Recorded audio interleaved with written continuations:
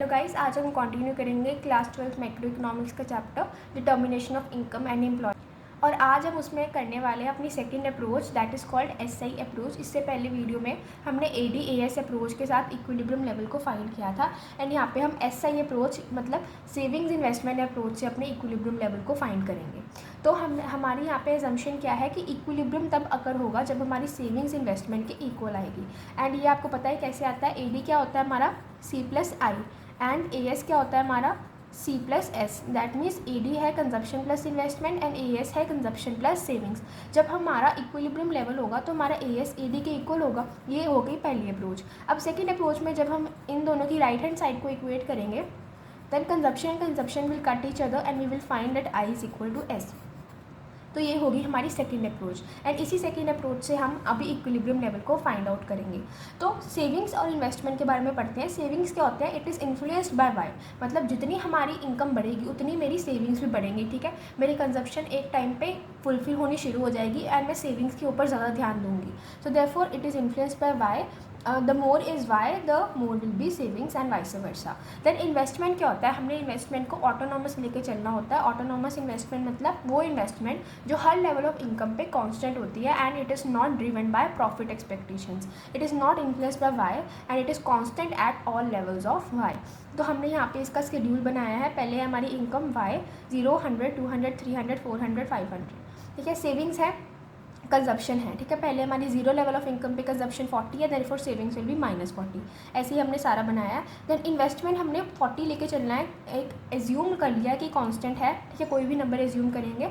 ठीक है, इससे हमारी investment her level of income पे कांस्टेंट ही आएगी। तो हमारी ऑब्जर्वेशंस क्या है कि जो पहले 4 केसेज हैं यहाँ पे हमारा S जो है वो I से कम है, मतलब हमारी इन्वेस्टमेंट ज़्यादा है, हमारी सेविंग्स अभी कम है क्योंकि हमारी इनकम अभी कंजप्शन से कम चल रही है। देन एट एक पॉइंट आएगा इक्विलिब्रियम पॉइंट जहाँ पे हमारी SI के इक्वल हो जाएगा, मतलब जितनी सेविंग्स होंगी उतनी ही इन्वेस्टमेंट होगी। ठीक है, then after that point S will be more than investment. फिर हमारा सेविंग्स ज़्यादा होने लग जाएंगे और investment will be less than the savings. अब हम इसको डायग्रामेटिकली देखते हैं। तो डायग्राम में हमारे एक्स एक्सिस पे है income, equilibrium GDP, equilibrium employment, output, ये सब इक्वल होते हैं। देन हमारी वाई एक्सिस पे है सेविंग्स एंड इन्वेस्टमेंट कर्व्स। तो सेविंग कर्व कहाँ से शुरू होगी? It will start from minus of Y axis. ठीक है, जब हमारी सेविंग्स स्टार्टिंग में नेगेटिव होती है इस पॉइंट को हम बोलते हैं डिस सेविंग्स। ठीक है, देन वो एक्स एक्सिस को टच करेगी जब जहाँ पे हमारी सेविंग्स जो है वो ज़ीरो होगी, जब हमारी कंजप्शन इस पॉइंट पे हमारी कंजप्शन हमारी इनकम के इक्वल होगी। ठीक है, देन वो फिर आगे जाके पॉजिटिव होनी शुरू हो जाएगी। देन इन्वेस्टमेंट को तो हमें पता ही है, हमने कांस्टेंट लेके चलना है। It will be 40 at all the levels and वहाँ पॉइंट पे जहाँ पे S और I कर्व इंटरसेक्ट करेंगे उसको बोलेंगे E point, that is equilibrium point. तो यहाँ पे हमारी इक्विलिब्रियम GDP या इक्विलिब्रियम इनकम हो गई 400 एंड पॉइंट जहाँ पे S एंड I इक्वल है वो है 40।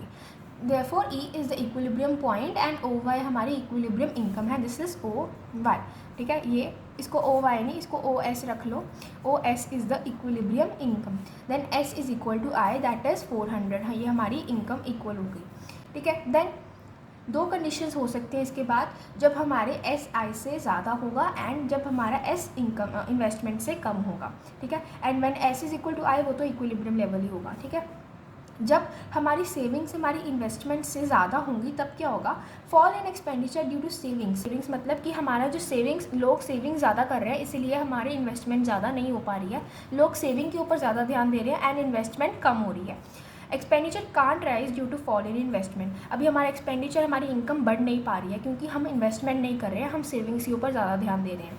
ठीक है, ये तब तक चलेगा जब हमारे अनसोल्ड स्टॉक्स शुरू हो जाएंगे।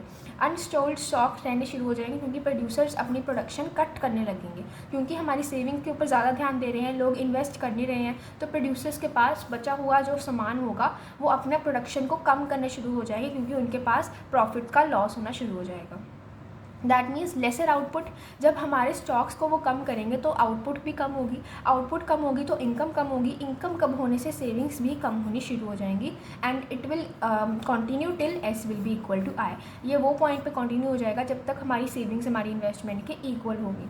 Then when S will be less than investment, rise in expenditure due to investment is more. मतलब जब हम एक्सपेंडिचर को बढ़ा रहे हैं क्योंकि हम सेविंग्स नहीं कर रहे हैं, इन्वेस्टमेंट बढ़ रहा है, एक्सपेंडिचर बढ़ रहा है क्योंकि हम सेविंग्स नहीं कर रहे हैं, हैं, fall in expenditure due to savings is less, ठीक है, एक्सपेंडिचर कम नहीं हो रहा है क्योंकि सेविंग्स कम है, ठीक है। Then unfulfilled demand producers increase production, अभी लोग सेविंग्स कम कर रहे हैं और इन्वेस्टमेंट ज़्यादा कर रहे हैं, तो वहाँ पे प्रोड्यूसर्स को अभी ज़्यादा प्रोड्यूस करना पड़ेगा क्योंकि इन्वेस्टमेंट ज़्यादा हो रही है, तो वो अनफुलफिल्ड डिमांड का लॉस उनको सफ़र होना पड़ेगा क्योंकि डिमांड ज़्यादा है एंड उनकी प्रोडक्शन जो है इतनी फुलफ़िल नहीं कर पा रही उस डिमांड को क्योंकि लोग सेव कम कर रहे हैं।